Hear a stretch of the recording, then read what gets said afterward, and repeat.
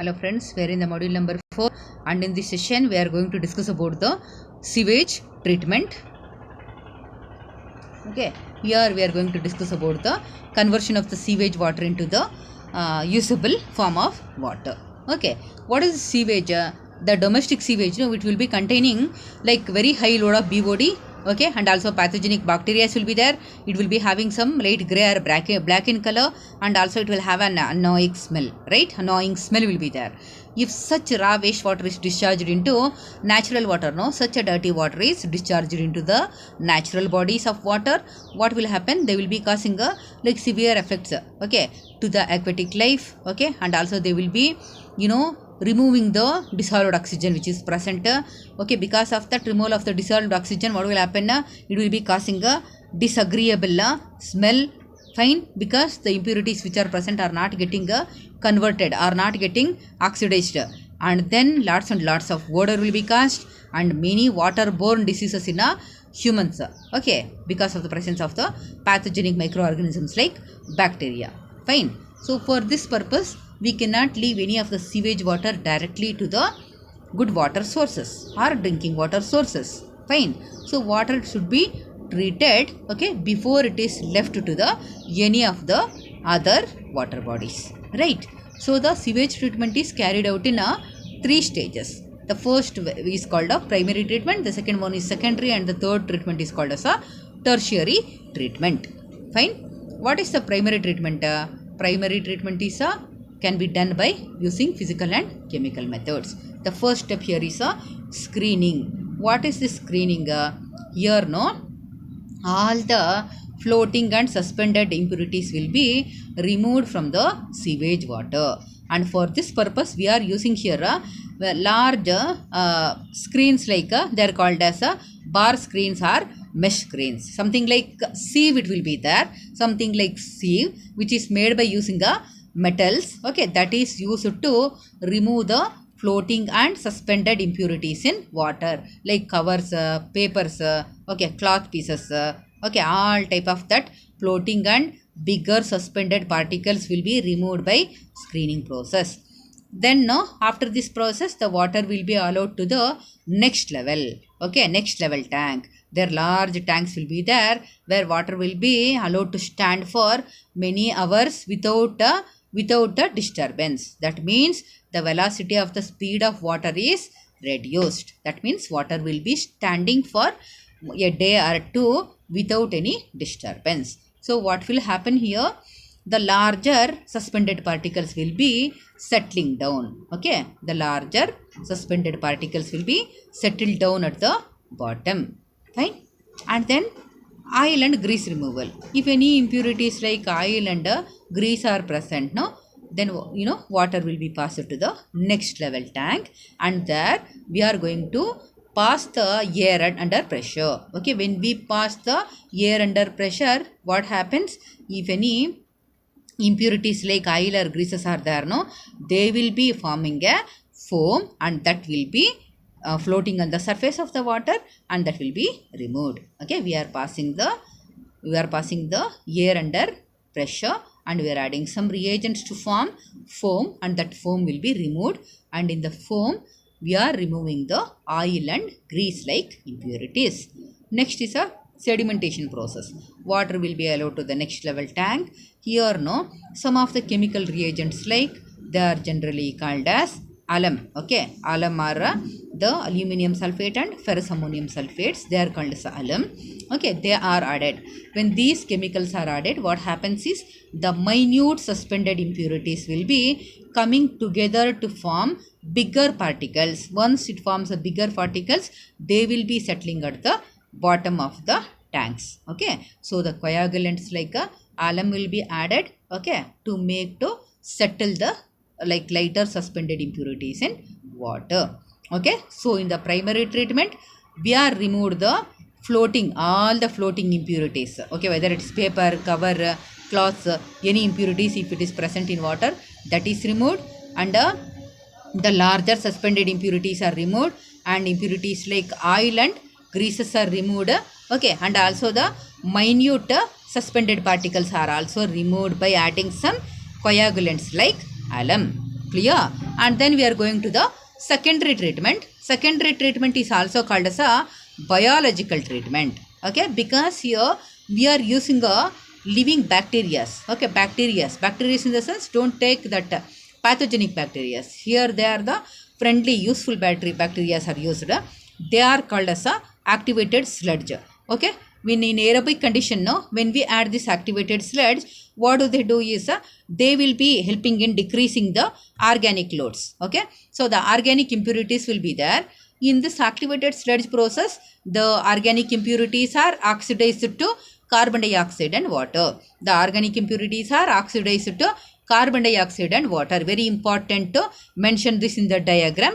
Okay, the organic impurities are oxidized to carbon dioxide and water in presence of a activated sludge, that is the bacteria, under aerobic conditions. Okay, this is about the diagram of the activated sludge. Okay, the water after primary treatment is sent to this tank. Okay, and from the bottom of the tank, no, the water is passed. Okay, under pressure. Okay, the air is passed under pressure. From the bottom of the tank, air is passed under pressure. Okay, so under aerobic conditions, when the air is passed, okay, very well under pressure, what happens? The activated sludge present will be oxidizing the organic load present in a wastewater, that is the water which is after primary treatment. They will get oxidized to carbon dioxide and water, and the water will be taken to the next level tank here. And now what happens is, large amount of the activated sludge will be grown on the surface of the water. Okay, all the sludge will be thrown. Okay, and it can be used as a manure to the farms, and some small amount of the sludge can be taken. Once again, it will be recycled back for a fresh circulation. Okay, fresh circulation of a process. Okay, or to continue the activated sludge process, small amount of the sludge is taken to the tank bag, and remaining sludge can be used as a manure. Clear? No? Very simple. The water after primary treatment is sent to this tank. From the bottom of the chamber, air is passed under pressure. So under aerobic conditions, the bacteria, that is the activated sludge, will be oxidizing the organic impurities into carbon dioxide and water. Small amount of the sludge is used for, once again, to continue the process, and remaining sludge can be used for a manure for agriculture farms. I explained this already. And the last one is a tertiary treatment. Okay, here, no, why are we carrying out the tertiary treatment? If any, like, after the secondary treatment, till now what happened? All the suspended impurities is removed. Okay, oil and greases impurities are removed, and organic load is reduced, okay, by converting it into carbon dioxide and water. Still, no, maybe some small amount of phosphate may be present. Okay, and still microscopic suspended particles may be present, right? So how to remove that? Okay, so that we are discussing here. If any impurities like phosphates are present, no, they are removed by adding a calcium hydroxide. Okay, when calcium hydroxide are added, what happens here? If any phosphates are removed, if any phosphates are present, they will be forming the calcium phosphates and will be removed. And if any ammonium ions are present, they are converted into ammonia and they are removed. Okay, presence of gases like ammonia and hydrogen sulfide, if they are present, they will be causing a foul smell to water. Fine. And once again the coagulation will be done. In the first stage also we have done, no, by adding the alum, right? Okay, here once again the same process is done. Okay, further if any microscopic suspended particles are there, alum is added. It makes the microscopic particles to come together to form a larger particles, and that larger particles will be easily settling down at the bottom of the chamber, and they can be removed easily. Okay, that is done. And then filtration is done. Okay, filtration is done. How is the filtration is done here? The water will be passed through the filter beds. Okay, to remove the last traces of impurities if present. Okay, here stripping of ammonia and other gases is done by degasifier. Okay, degasifier. The degasifier consists of a large tower. Okay, fitted with the different levels of plates. Okay, when the water is passed through these different plates, no, Okay, the different level are called as a different plates. Different plates will be there, the water will be passing through it. When it is passing through, if any dissolved gases like ammonia, carbon dioxide and hydrogen sulfide, I just told before, no, if these gases are present, they will be causing foul smell to water.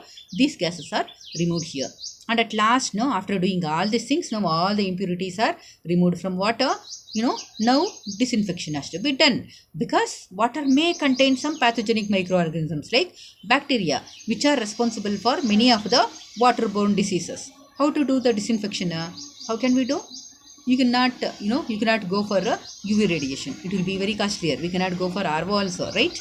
Okay, so the cheap and effective method is by adding bleaching powder. Okay, when we add bleaching powder to water, what happens? The chlorine of the bleaching powder reacts with water to form hypochlorous acid. Okay, hypochlorous acid, HOCl.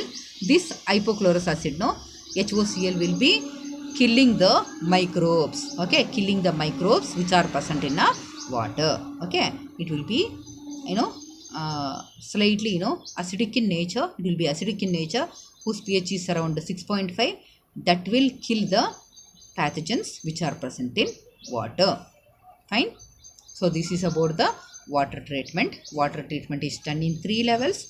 That is by first by primary treatment. It's also called as a physical or chemical treatment, because there we are filtering the water, suspended impurities are removed, and then we are passing the gas, we are removing the like oil or grease like impurities.